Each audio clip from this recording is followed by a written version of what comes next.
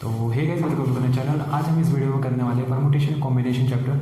इसमें मैं आपको इस चैप्टर को 3 फेज में कराऊंगा, जिसमें मैं फर्स्ट लेने वाला हूँ principle of multiplication and addition. उसके बारे में मैं डिटेल में आज आपको बताऊंगा।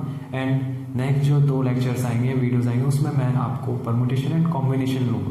ठीक है, तो ये टॉपिक मैं एकदम डीप में लेने वाला हूँ, तो इसको अच्छे से समझना आप। ओके, तो स्टार्ट करते हैं। जो हमारा आज का टॉपिक रहेगा वो होगा मल्टीप्लिकेशन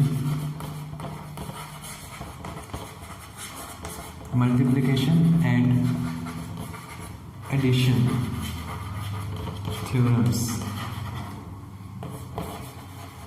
थ्योरम्स बोल दो, प्रिंसिपल्स बोल दो। ठीक है, मल्टीप्लिकेशन एंड एडिशन थ्योरम्स या फिर प्रिंसिपल्स। तो क्या होता है, जो हमें सपोज दैट मैं बुक का ही एग्जांपल लेता हूँ कि आपके पास एक सूटकेस है।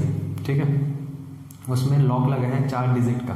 ओके, और उसमें 4 डिजिट में से 0 से 9 तक नंबर्स आ सकते हैं, और एक डिजिट आपको पता है, जो कि सपोज बुक में 3 है, तो आप सपोज 3 ही ले लो। ठीक है, 3 नंबर आपको पता है कि फर्स्ट पे 3 आएगा। ठीक है, फिर हमारे पास कितने प्लेसेस बचे? 3 ही बचे ना, क्योंकि 4 थे टोटल। तो उसमें हमें 0 से 9 तक कोई भी नंबर हम किसी में भी डाल सकते हैं। ठीक है, रिपीटेशन अलाउ है। अब रिपीटेशन अलाउ नॉट अलाउ, इसका भी कंसेप्ट बताऊंगा आगे। ठीक है, तो हम उधर कोई सा भी नंबर डाल सकते हैं।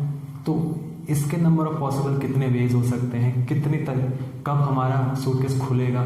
ठीक है, वो भूल गया अपना जो पासवर्ड था, भूल गया, तो हमें उसको ही बताना है। वो हमसे पूछ रहा है कि कैसे खोले। तो आप पहुंच गए उधर, आपने बोला कि इतने वेज होंगे उसके, उसने आपको थप्पड़ मार के भगा दिया कि इतने हो गए तो मैं कब तक करूँगा। बट आपने उधर दिमाग यूज़ करा ना। कैसे करा? इन प्रिंसिपल की वजह से। ठीक है, और रिपीटेशन नॉन रिपीटेशन के कंसेप्ट की वजह से। ठीक है, तो यही हम जानते हैं आज इस वीडियो में। मैं एक एग्जांपल लेता हूँ बड़ा अच्छा सा।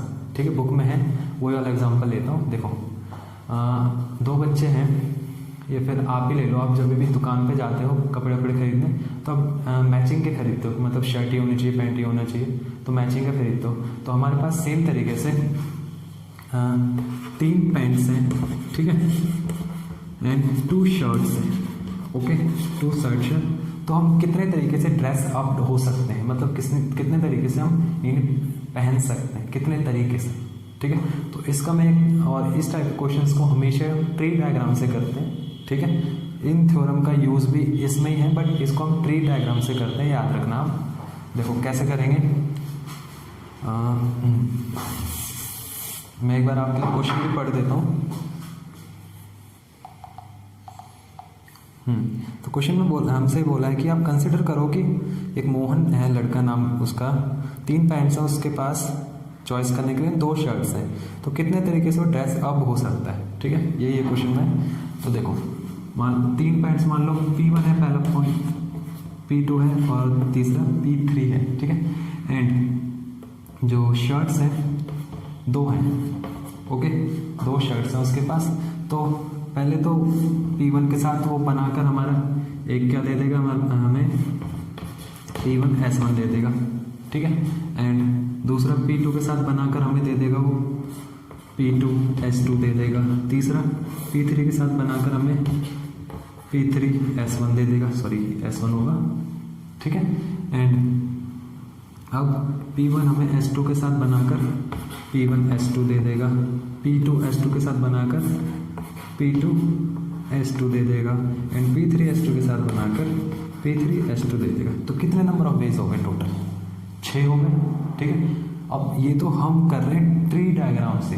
ये ट्री जैसा तो नहीं लग रहा वैसे, बट अगर आप इसको इधर लिख के करते हो तो शायद हो जाएगा, वैसे ट्री जैसा बनेगा, बट मैंने अलग तरीके से कर दिया तो बट वेज सेम ही आए। ठीक है, तो नंबर ऑफ वेज कितने हो गए हमारे? 6। तो अगर आपको इस थ्योरम का यूज़ करना, तो आप डायरेक्टली लिख सकते हो कि ये थ्योरम क्या बोलती है। मल्टीप्लिकेशन वाली मैं लेता हूँ। मल्टीप्लिकेशन वाली थ्योरम क्या बोलती है कि अगर हमारे पास m वेज है किसी चीज़ को करने के, एंड दूसरी चीज़ को करने के n वेज हैं। ठीक है, तो हमारे पास total number of veg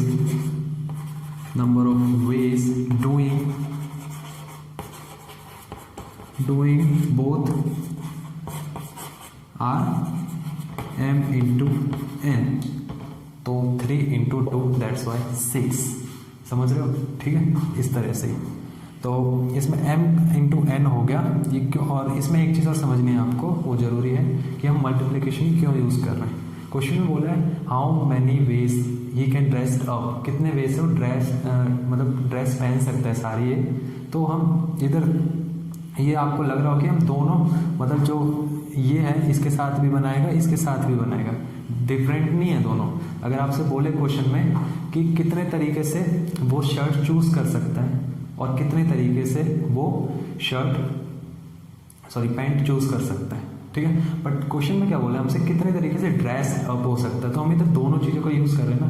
that's why हमने एंड वाली कंडीशन लग गई इधर कि जब भी एंड हो ना वर्ड, एक एंड वर्ड और हमें फील हो रहा हो कि दोनों को एक साथ यूज़ करें, तो हम मल्टीप्लिकेशन यूज़ करते हैं हमेशा, ठीक है।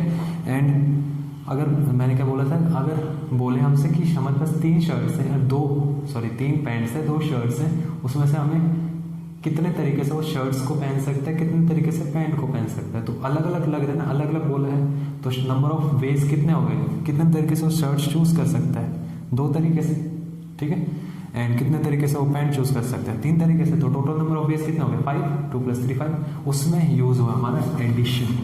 तो एडिशन के according total number of veg जो होंगे हमारे वो होंगे m+n, ठीक है। तो आपको ये चीज़ जरूरी है समझना, मल्टीप्लिकेशन ऑफ एडिशन और मल्टीप्लिकेशन थ्योरम में वो ये कि आपको ये पता होना चाहिए कि कहाँ हम मल्टीप्लिकेशन यूज़ करेंगे, कहाँ एडिशन यूज़ करेंगे, क्योंकि बहुत बार कन्फ्यूज़न हो जाती है इसमें। तो एक और बात मैं फिर से रिपीट कर देता हूँ कि हम मल्टीप्लिकेशन तब यूज़ करते हैं जब हमें थोड़ा फील हो रहा हो कि दोनों को कंबाइनली यूज़ करना है, ठीक है। ये फिर डायरेक्टली आप एंड वर्ड देख सकते हो, अगर एंड वर्ड ना हो तो तभी भी कंफ्यूज होते हैं बच्चे, बोलते हैं एंड वर्ड ही नहीं है तो इसमें कुछ होगा ही नहीं, ऐसा जरूरी नहीं है एंड वर्ड हो, ठीक है। हमें ऐसा फील आ रहा हो कि दोनों कंबाइनली यूज हो रहे हैं, ठीक है। और ये थोड़ा प्रैक्टिस से ही आएगा, ऐसे नहीं आएगा, प्रैक्टिस से ही आएगा ये। तो ज़्यादा से ज़्यादा क्वेश्चन प्रैक्टिस करोगे, और मैं भी क्वेश्चन दूंगा बहुत सारे, तो आपको क्लियर हो। दूसरा एडिशन का सिंपल है, एडिशन में सेपरेटली होते हैं दोनों, इंडिविजुअल बोल सकते हो आप, इंडिविजुअल भी हम करेंगे, ठीक है। तो कुछ क्वेश्चंस लेता हूँ, बुक के लूँगा और कहीं से लूँगा, बुक के एग्जाम्पल से आपको अच्छे से क्लियर करूँगा, ठीक है। तो देखो गाइस, जो बुक का एग्जाम्पल है एक बड़ा अच्छा एग्जाम्पल है, टिफ़िन, स्कूल बैग और वाटर बॉटल वाला, ये बड़ा अच्छा एग्जाम्पल है। इसमें ट्री डायग्राम आपका अच्छे से बनेगा। देखो मैं लिख देता हूँ इधर, हमारे पास नंबर ऑफ स्कूल बैग्स 3 हैं and number of school bags 3 हैं एंड नंबर ऑफ टिफिन, हमारे नंबर ऑफ टिफिन्स हमारे पास 2 हैं, 3 हैं and number of water bottles हमारे पास कितनी है 2, ठीक है। तो हमें बताना है कितने तरीके से वो how many ways he can, इसमें लिखा है in how many ways can she carry these items, मतलब इन आइटम्स को वो कितने तरीके से कैरी कर सकती है। तो इससे क्या फील आ रहा है, वो साथ में, अब इंडिविजुअली हर चीज़ को कैरी तो करके जाएगी नहीं, इसको साथ में करेगी हर चीज़ को कैरी, तो साथ में हमें नंबर ऑफ वेज बताने हैं इनके, एक साथ कितने नंबर ऑफ वेज बनेंगे, मतलब एंड वाला कंडीशन आ गई इधर, ठीक है। तो देखो टिफिन बॉक्स थोड़ा बड़ा होने वाला है, तो मैं इसको थोड़ा, हाँ चलो इधर ही हो जाएगा शायद, देखते हैं वेज निकालते हैं। नंबर ऑफ बॉटल्स थे ये, मिट गया, हाँ अब ठीक है, बॉटल्स। तो देखो नंबर ऑफ बैग्स हमारे पास 3 है, नंबर ऑफ टिफिन्स 3 है, नंबर ऑफ वाटर बॉटल्स 2 है हमारे पास, ठीक है। तो देखो आई थिंक शायद नंबर ऑफ बॉटल्स 2 थे, वेट, यस, नहीं नंबर ऑफ बॉटल्स 2 थे और स्कूल बैग भी 2 है, ठीक है। तो उसके हिसाब से लेना है हमें। तो देखो सपोज दैट आपके पास 2 स्कूल बैग है ऐसे, अब ये बैग, इस बैग में हम टिफिन, तीनों जो टिफिन हमारे पास, वो तीनों टिफिन इस बैग में रख सकते हैं, फर्स्ट वाले बैग में भी तीनों टिफिन आ सकते हैं, ठीक है। तो इसमें हमारे T1 T2, अगर आप इसको ऐसे बनाओ, इसको ऐसे बनाइए, T1 T2 T3 आ सकते हैं। सेम इस वाले में भी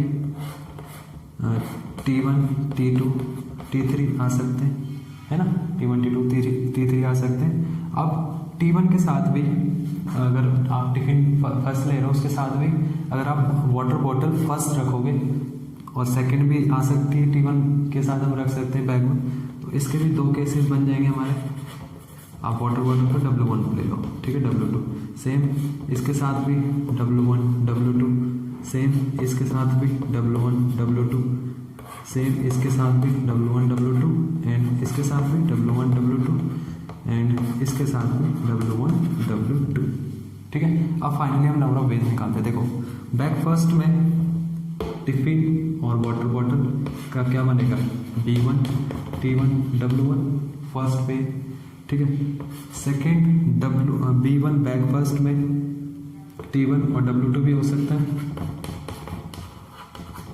ठीक है। थर्डली बैग फर्स्ट में T2 हो सकता है हमारा, देन W1 हो सकता है, सेम B1 के साथ T2 W2 हो सकता है, B1 के साथ T3 W1 हो सकता है, B1 के साथ T3 W2 हो सकता है ना। ये मैंने क्या लिख दिया, ये नहीं होगा, ठीक है, वो टी गलती से लिख दिया। एंड सेम कितने तरीके बने, 6 तरीके, सेम 6 तरीके इसमें निकलेंगे, है ना, क्योंकि नंबर ऑफ टिफिन सेम, इधर भी number of tiffin, number of bottles इधर भी सेम, ठीक है। तो सेम तरीके मैं इधर लिख देता हूँ, W2 T1 W1 W2 T1 W2 W2 T2 W1 W2 T2 W2 W बोल रहा हूँ मैं बार बार, B2 T3 W1 और फिर W आगे है, B2 T3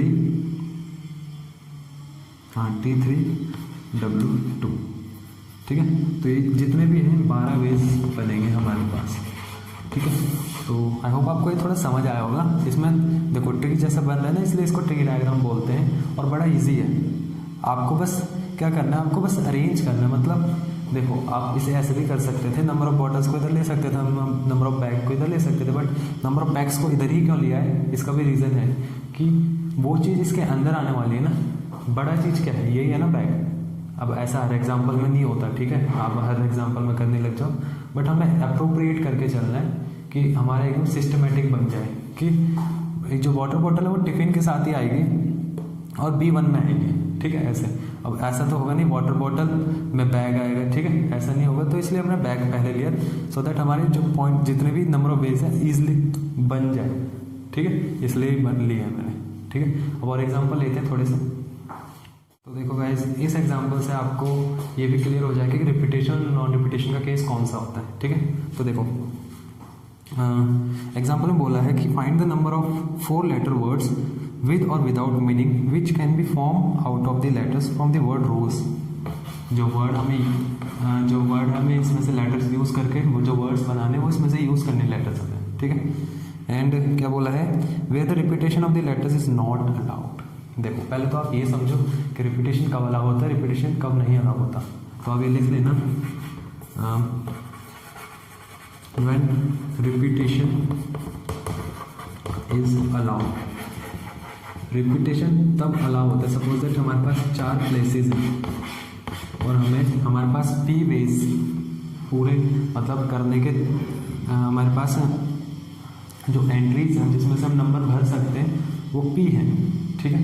जैसे इसमें 4 लेटर्स बोले ना, 4 लेटर्स हमें यूज़ करना है, तो इसमें कितने आ सकते हैं, 4 भी आ सकते हैं। ऐसे तो इसी तरह से कंसेप्ट में हमारे पास P है, ठीक है। तो अगर रिपीटेशन इज अलाउ है तो सब में इसमें भी P आ सकता है नंबर, इसमें भी आ सकते हैं, इसमें भी आ सकते हैं, इसमें भी आ सकते हैं, ठीक है। तो टोटल नंबर ऑफ वेज कितने होंगे, सिंपली जस्ट मल्टीप्लाई दैट। यही हमारे टोटल नंबर ऑफ वेज है बाय थ्योरम ऑफ मल्टीप्लिकेशन। इसमें भी मैंने लास्ट वीडियो में मैंने आपको ये बताया था टिप्स वाली वीडियो में कि आपको रीज़न जरूर लिखना है, तो इसमें बाय मल्टीप्लिकेशन थ्योरम आपको लिखना जरूरी है, ठीक है। अब when repetition is not allow, मतलब जब रिपीटेशन अलाउ नहीं होती तो हम क्या करते हैं, अब आप उसको खुद ही समझ सकते हो। रिपीटेशन अलाउ नहीं का मतलब क्या है कि अगर एक नंबर इधर आ गया तो आगे वो नहीं आ सकता, ठीक है। सपोज दैट यही वाला एग्जांपल लें हम, इसको वैसे कराऊंगा अभी। तो इसमें जो एग्जांपल लें तो इसमें मान लो R इधर आ गया तो R रिपीट नहीं हो सकता आगे कहीं भी। तो 3 नंबरों में से कुछ आएगा, है ना। तो 3 वेज बचे इधर। सेम इसमें से मान लो ओ अब रिपीट नहीं हो सकता, तो 2 वर्ड बचे, 2 में से कुछ भी आ सकते हैं इधर, सेम आ गए इधर।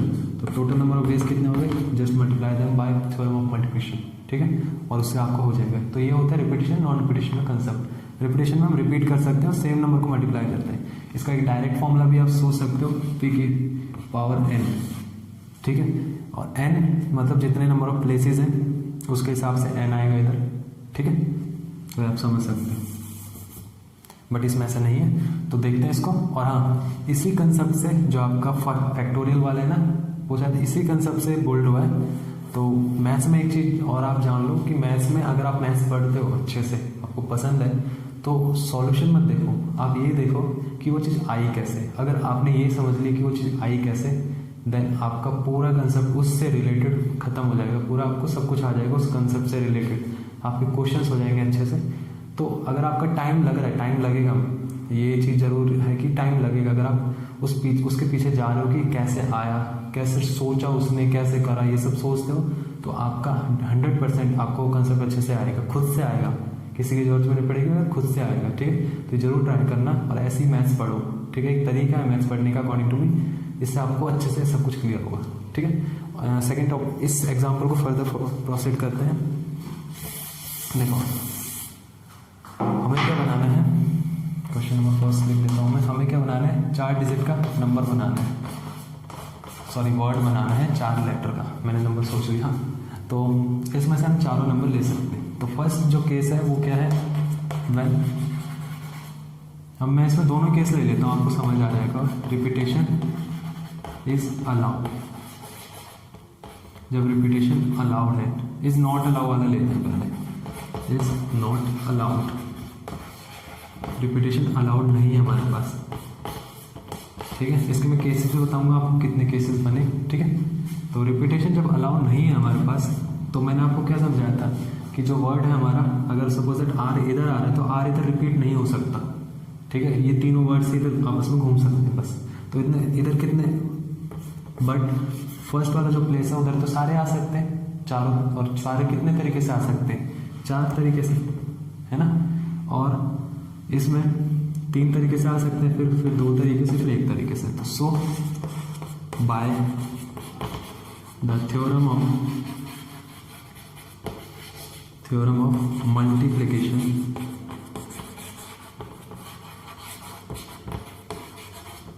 टोटल नंबर ऑफ वेज कितने हो गए, टोटल नंबर ऑफ वेज हो गया हमारे 4 × 3 × 2 × 1, मतलब 12 या 24 हमारे टोटल नंबर ऑफ वेज हो गए। अब मैं आपको टोटल नंबर ऑफ जो वेज भी देखेंगे, कितने मतलब नंबर ऑफ वेज बनेंगे, तभी आपको थोड़ा क्लियर होगा, ठीक है। तो देखते हैं, सपोज दैट कि पहले आर आ गया, ठीक है, पहले आर आ गया, देन ओ आ गया, फिर एस आ गया, फिर ई आ गया, ठीक है। अब ये तो रिपीट होगा नहीं आगे, है ना, बस ये इधर ही आ सकता है। तो बट ये तो रिपीट हो सकते हैं ना, ये तीनों नंबर तो हो सकते हैं रिपीट।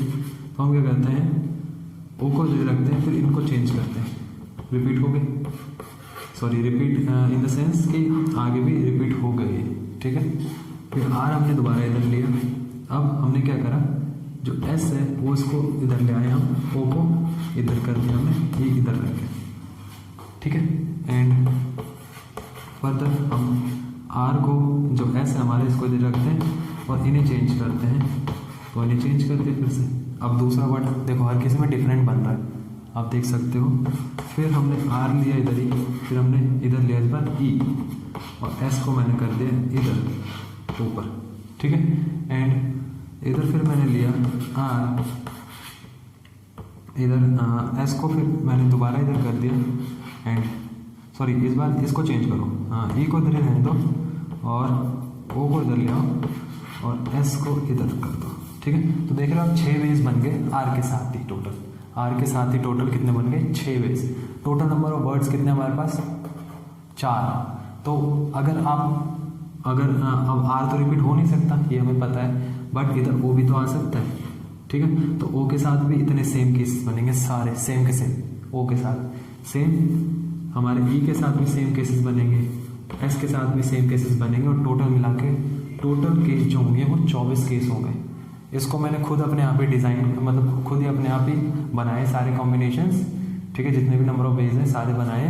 और सेम आप उनको भी ओ के भी निकालोगे, एस के भी निकालोगे, ई के भी निकालोगे, तो आपके 24 के 24 ही आएंगे, क्योंकि 6 चौके कितना होता है, 24 होता है, और 4 ही नंबर है, और 6 एक के वेज आए तो 4 के कितने आएंगे, 24, ठीक है। तो आई होप आपको अच्छे से आ गया। तो गाइस इस वीडियो में बस इतना ही। मैंने आपको आज थोड़े कम एग्जाम्पल्स मैंने थोड़े कम लिए, बट आई होप आपको क्लियर हो गया होगा। नहीं होगा तो आप मेरे को बताना, मैं और भी एग्जाम्पल्स ले लूँगा नेक्स्ट वीडियो में। तो इस वीडियो में मैंने आपको रिपीटेशन नॉन रिपीटेशन का सब कंसेप्ट बता दिया। नेक्स्ट वीडियो में परमुटेशन का कंसेप्ट समझेंगे कि कैसे फैक्टोरियल आया, कैसे फॉर्मूला हम यूज़ करते हैं उसका, कैसे क्वेश्चंस करेंगे उस फॉर्मूले से, और कॉम्बिनेशन परमुटेशन में क्या डिफरेंस होता है, ठीक है। एक हिंट दे देता हूँ इधर ही, जो परमुटेशन होता है वो होता है अरेंजिंग, कॉम्बिनेशन होता है सिलेक्टिंग, ठीक है। अब आप ये हिंट देखना बुक में, आपको मिले तो बताना मेरे को, या फिर हम नेक्स्ट वीडियो में तो करने ही वाले हैं। तो stay tuned for the video, अच्छे से बताऊंगा और एकदम खुलकर बताऊंगा, ठीक है। तब तक गुड बाय।